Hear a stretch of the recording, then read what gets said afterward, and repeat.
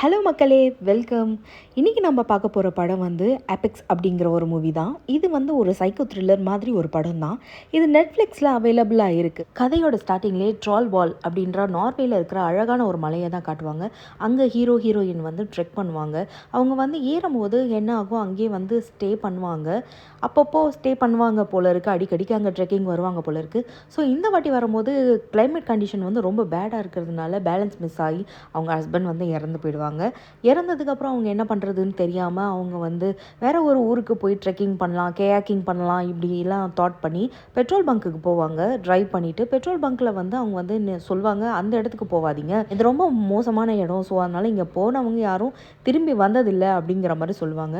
But இருந்தாலும் நம்ம heroine அதை பற்றிலாம் யோசிக்காமல் சரி நம்ம போகலாம் அப்படின்னு சொல்லிட்டு அவங்க பெட்ரோல் பங்க்கில் என்னென்ன வாங்கணுமோ அதெல்லாம் வாங்கிட்டு ஒரு ஸ்நாக் மாதிரி ஒரு இதுவும் எடுத்துக்கிட்டு கிளம்புவாங்க. அப்போ ஒரு கேங் வந்து நீங்கள் ஏன் கூட வரீங்களா அப்படின்னு சொல்லிட்டு இவங்களை வந்து டீஸ் பண்ணுவாங்க. ஸோ இவங்க அதெல்லாம் இக்னோர் பண்ணிவிட்டு பக்கத்தில் ஒருத்தன் வந்து காரில் வெயிட் பண்ணிட்டு இருப்பான். அவங்ககிட்ட வந்து இந்த இடத்துக்கு போகிறதுக்கு ஈஸியான வழி என்ன அப்படின்னு சொல்லிட்டு பார்ப்பா. பிகாஸ் அவளோட ஃபோன் வந்து ஒழுங்காக மேப் காட்டாததுனால.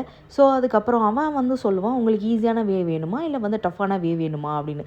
அங்கே தான் கதை ஸ்டார்ட் ஆகுது. நமக்கு ஆல்மோஸ்ட் கெஸ் பண்ணிவிடுவோம், ஓகே இவன் தான் ஏதோ ஒன்று பண்ண போகிறான் அப்படின்னு சொல்லிட்டு. கரெக்டாக அதே மாதிரி அவன் தான் ஒரு பெரிய சம்பவமே பண்ணுறான். பிகாஸ் அவன் தான் ஒரு மாதிரி சைக்கோ மாதிரி.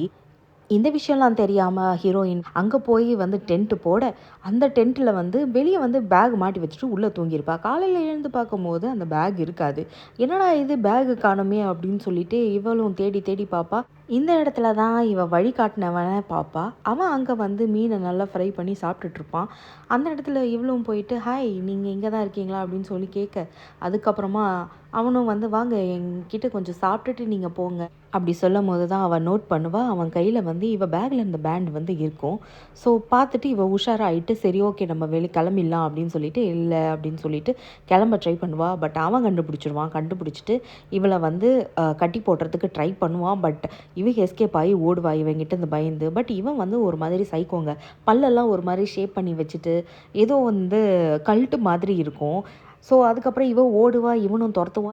பாதி படம் ஃபுல்லாக ரன்னிங் சேசிங் இப்படியே இருக்கும். அதுக்கப்புறமா இவ கண்டுபிடிப்பா, அந்தவங்கெல்லாம் வந்து திரும்பி வராத இவங்களை எல்லாமே வந்து இவன் தான் கொன்று இருப்பான். ஸோ இதையும் கண்டுபிடிச்சிட்டு அதுக்கப்புறம் இவனோட காலை வந்து போட்டு அவள் நல்லா அடிச்சிடுவா ஏதோ ஒரு சண்டையில்.